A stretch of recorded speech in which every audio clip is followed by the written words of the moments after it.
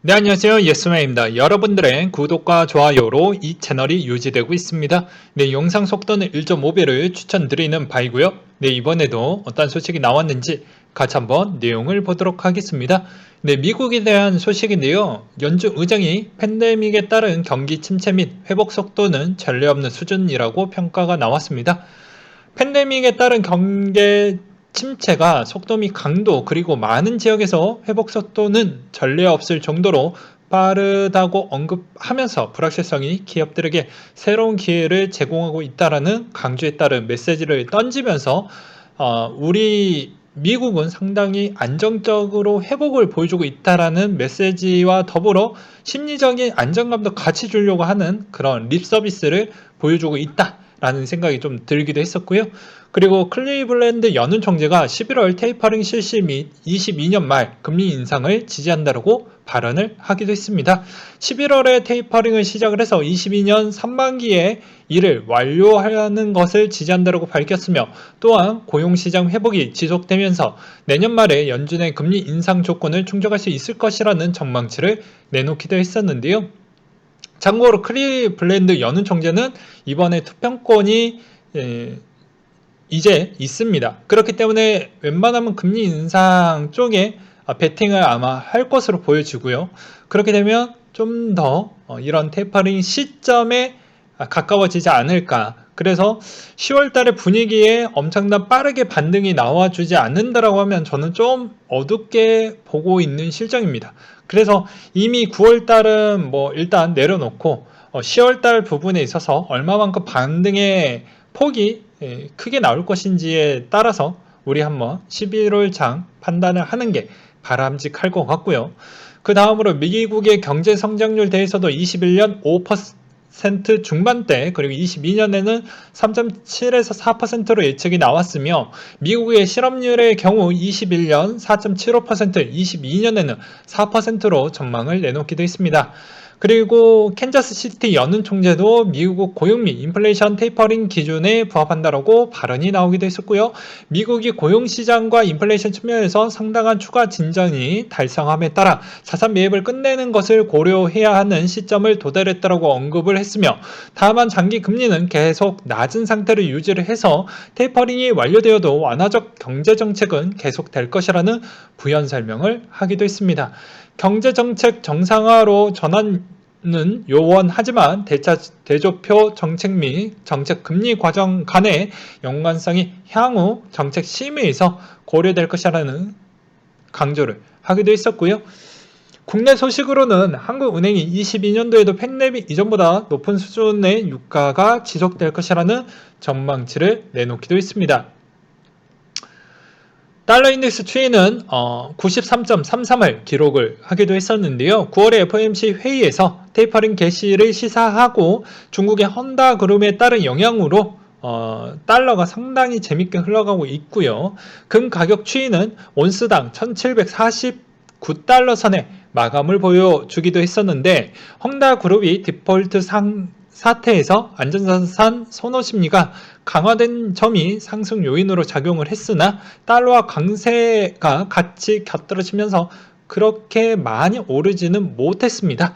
그리고 유가가 배럴당 73달러 선에 마감을 했다고 하는데요. 멕시코만 지역에 생산시설 복구가 지연이 되면서 그 영향을 아직까지도 받고 있구나라고 보시면 될 것 같습니다. 네, 그 다음으로 미국의 코로나 확진자 추이를 좀 보고 가야 되겠죠. 과연 여는 총재들이 이런 이야기를 하는 배경은 계속 정답은 이 수치에 있다라고 이야기를 했습니다. 왜 그러냐? 계속 이야기를 했던 고용률이 좋아지는 만큼 활동지수도 같이 높아지니까 이게 좋아지는 만큼 이게 같이 올라갈 수 있는 가능성이 높아지겠죠. 네, 일단은 한숨 돌렸습니다.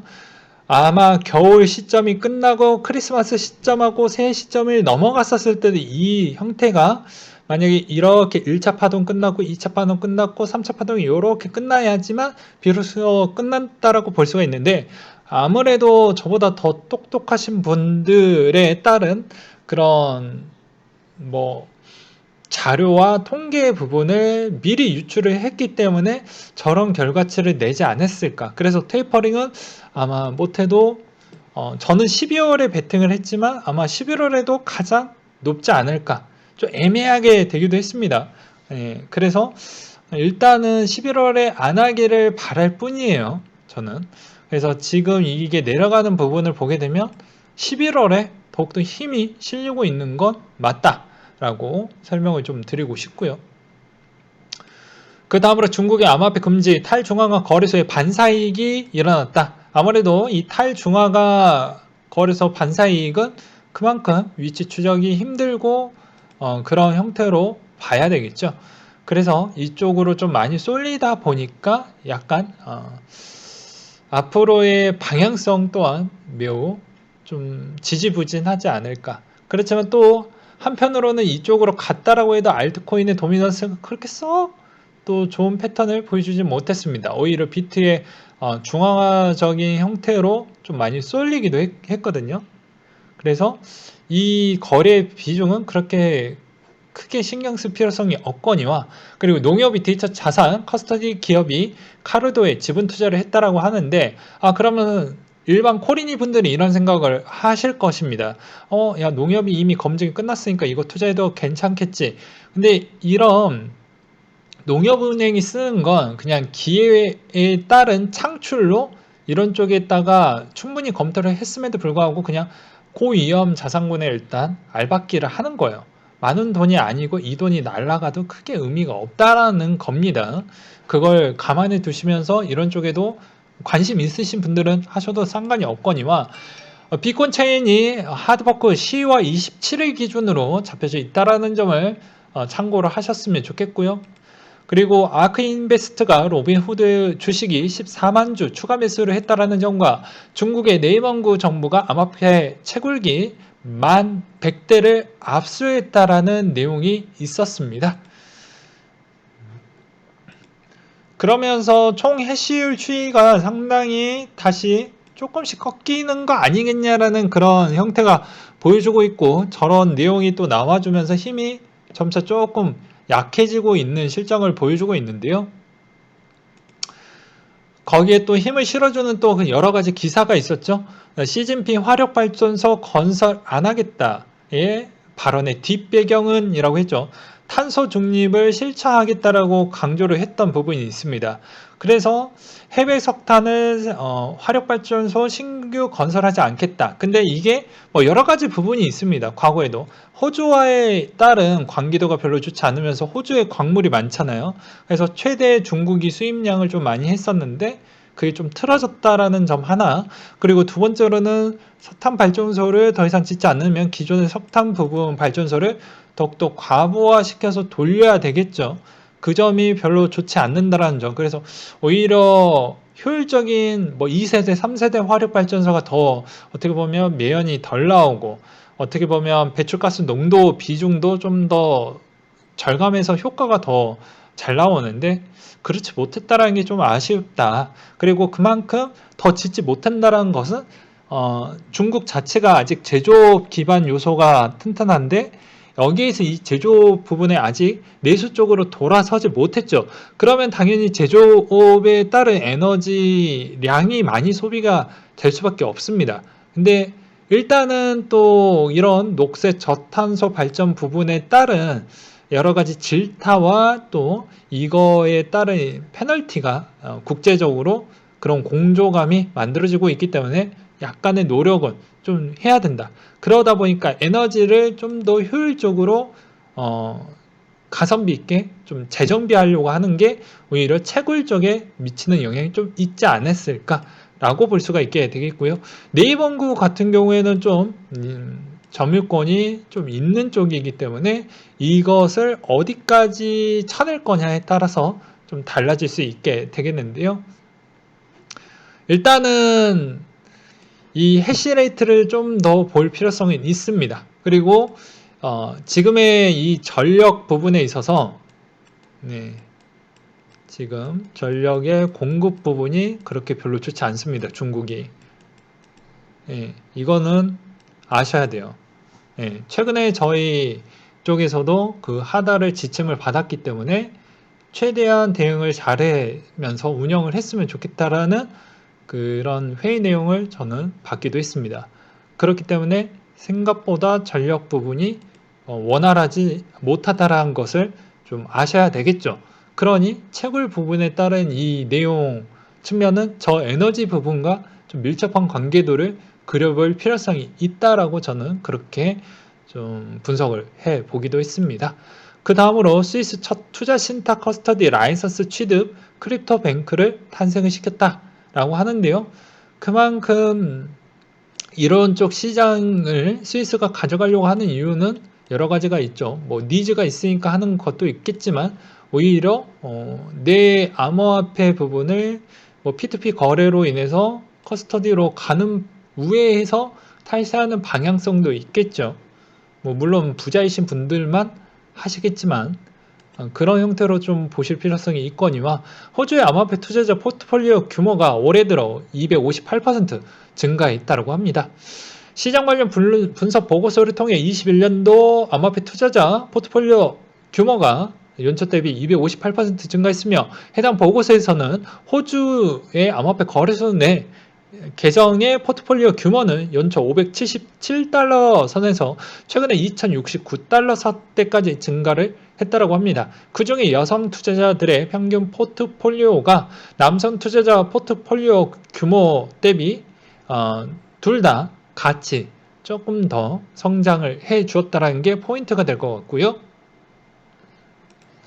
호주의 암호화폐 붐이 일어났던 배경은 또 이런 부분도 좀 보실 필요성이 있습니다.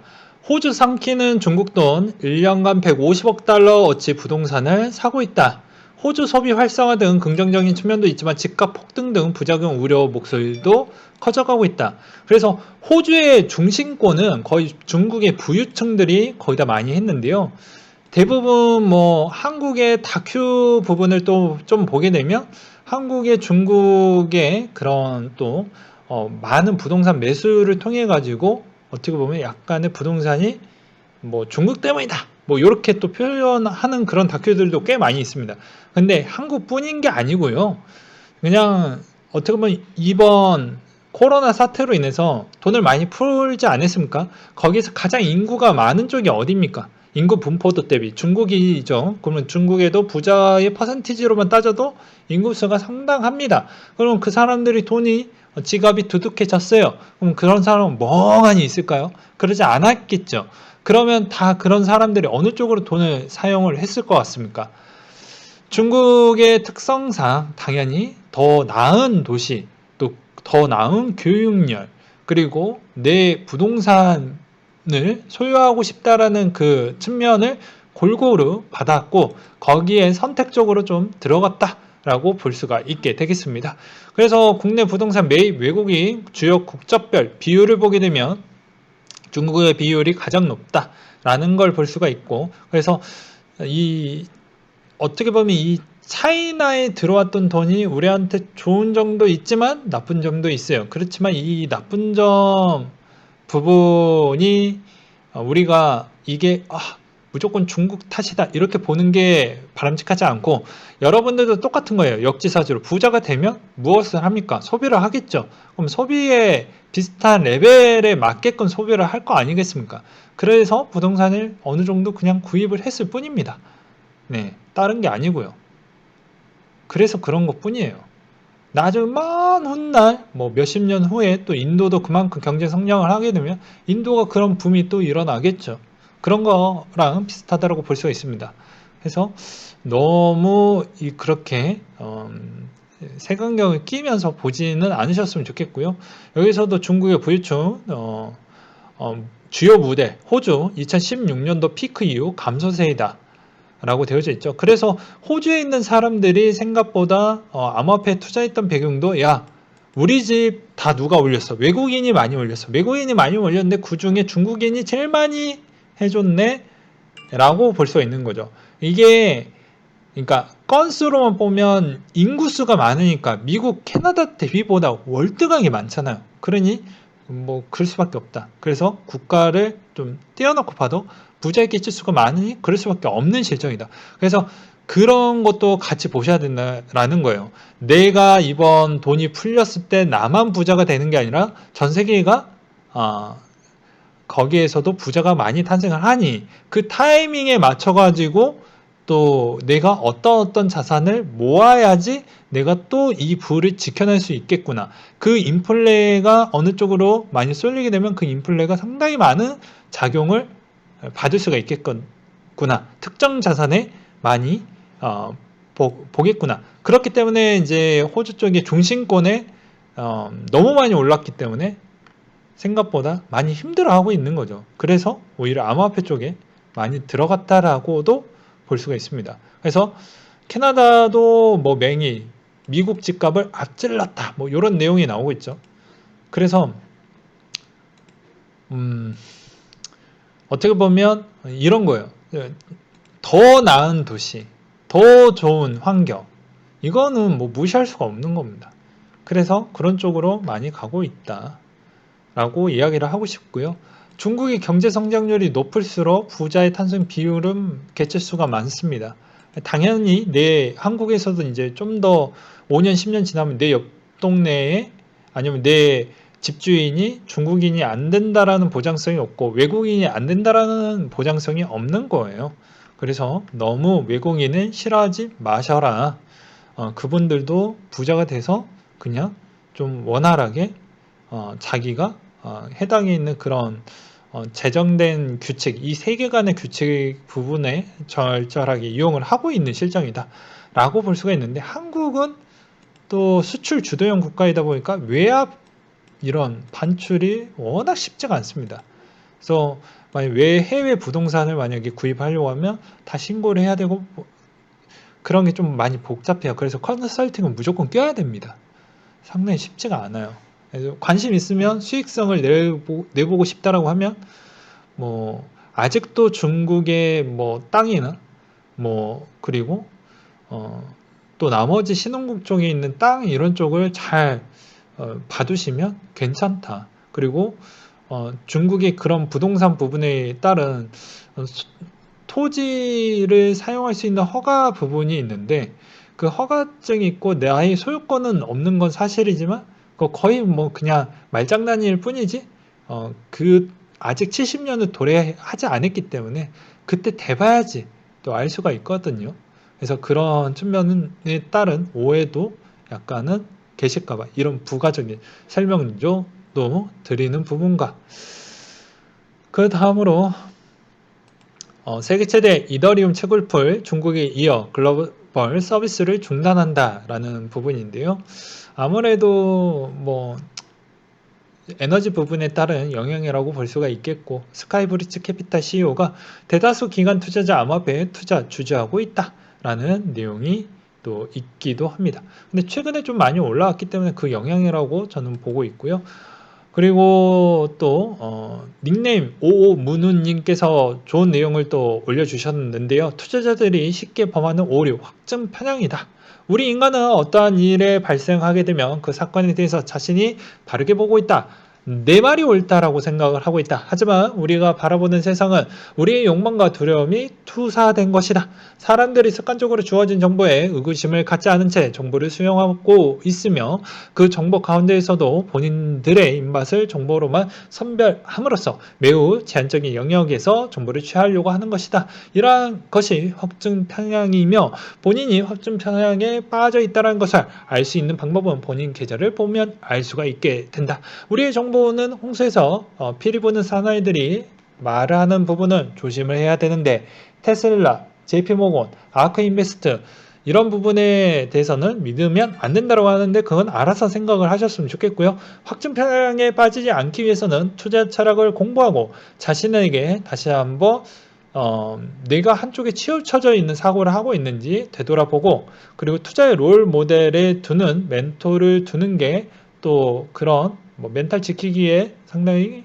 또 도움이 되는 것 같아요. 그리고 반대 의견도 항상 귀담아 들을 줄 알아야 된다. 그래서 제가 맨날 이야기했죠.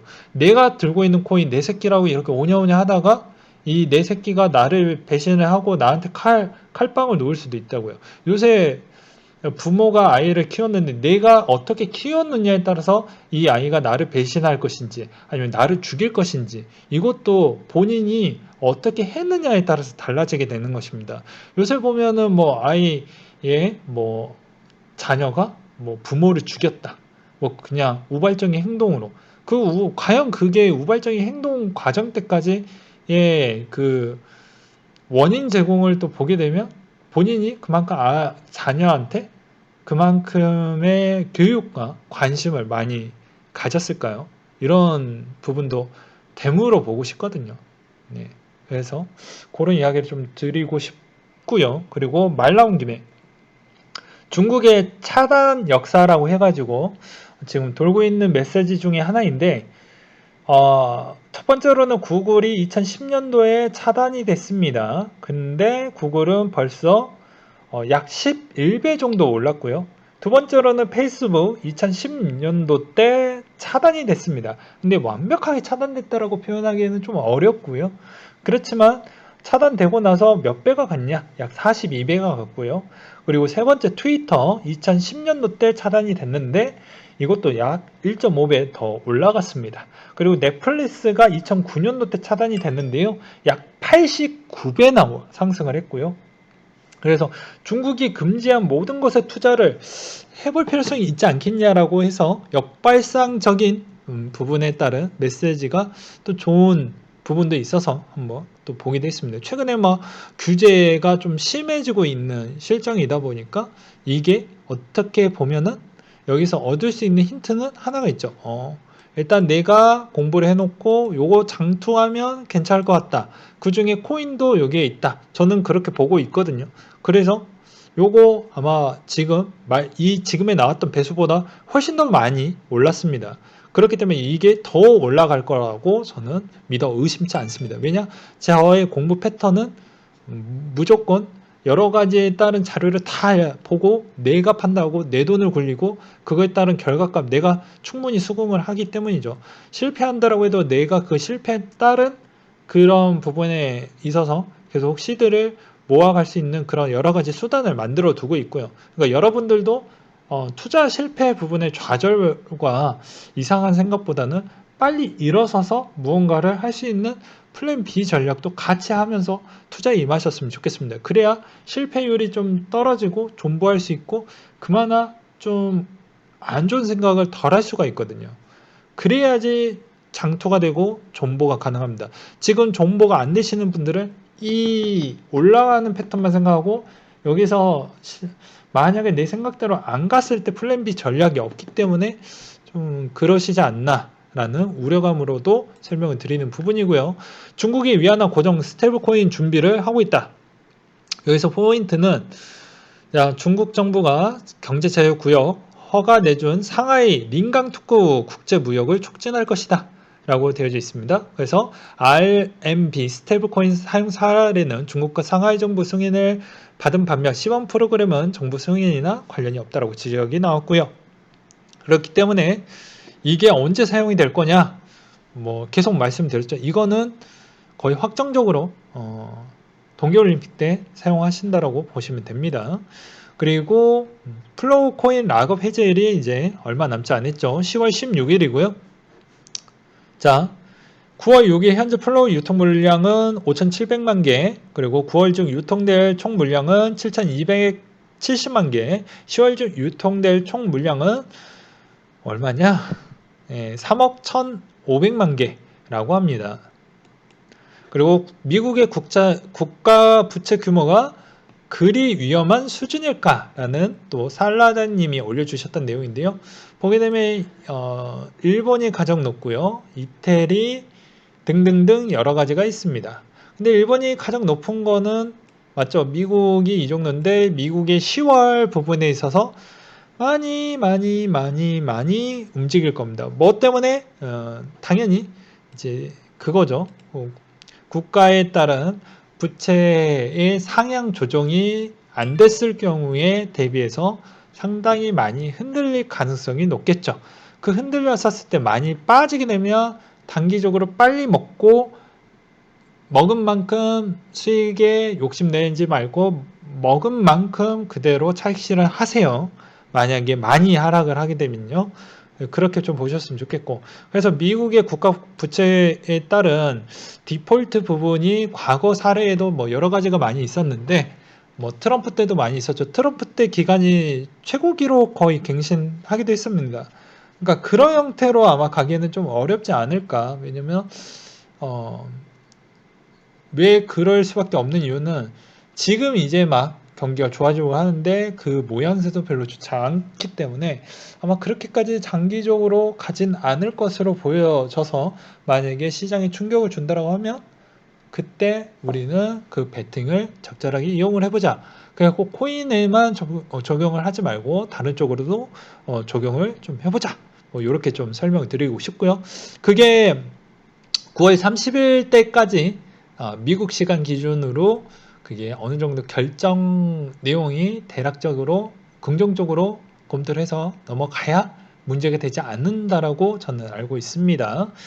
그렇게 설명을 드리겠고요. 마지막으로 뭐 요 내용이 가장 중요하겠죠. 10월달 패턴은 일단 중박은 쳤기 때문에 9월달은 뭐 그대로 빨간 형태로 아마 마무리가 될 것으로 보여지고, 중박을 쳤기 때문에 아마 중박 정도는 안 되고 최대한 회복을 해 주어야 됩니다. 우리한테 주어질 수 있는 기간은 매우 짧아요. 생각보다 엄청 짧습니다. 왜 그러냐면 11월 4일 날 FOMC 회의가 있기 때문이죠. 그렇기 때문에 우리한테 주어질 수 있는 건 10월달 한 달 사이에 엄청 빨리 올려야 됩니다. 엄청 빨리요. 근데 10월달에 줄 수 있는 거는 지금 상장된 기관들에 따른 실적과, 그리고 두 번째로는 거기에 따른 거래소들의 좋은 소식들이 10월달에 조금 더 나올 것인데요. 그게 어떤 영향을 끼칠 것이냐가 중요할 것 같고, 더 이상 여기에서 하락을 만약에 보여준다고 하면 10월 중에 하락이 더 깊이가 이 그전 전저점 대비보다 더 아래로 내려간다고 하면 저는 좀 힘들지 않을까라고 보고 있습니다. 그래서 10월 중에 추세는 저는 그렇게 보고 있어요. 일단은 나쁘지는 않게 보고 있지만 여기서 급격하게 빠르게 올려줘야 된다. 그래야지 우리한테 희망이 있고, 그렇지 않았을 경우에는 좀 어려운 부분이 있다. 이건 누가도 뭐 그렇게 설명할 수가 있겠죠. 그만큼 애매한 시장이고, 그만큼 어려운 시장이고, 그만큼 고수의 자리라는 그 시점입니다. 지금 있는 이 라인대가.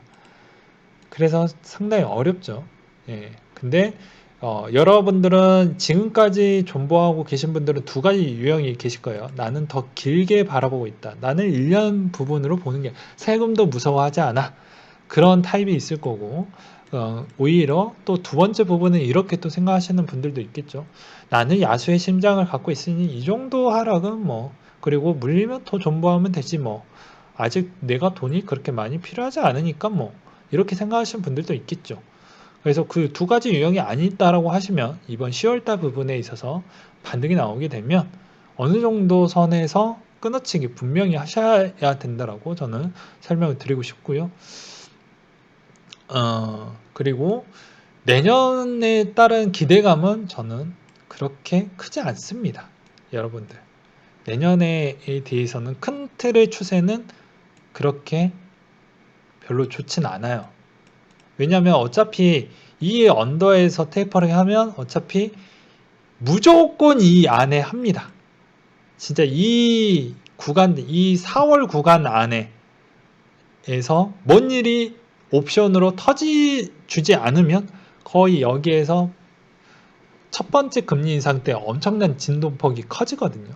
그러면 그걸 다 감내하는 것보다 여러분들이 현금 시드를 차곡차곡 모으라고 이야기를 했죠.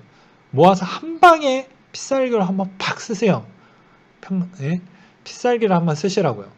그래서 이런 것도 추세적으로 보면 다 말씀을 드리는 부분이고요. 최근에 뭐 금융위원장이 해당 보고서 본 게 있는데,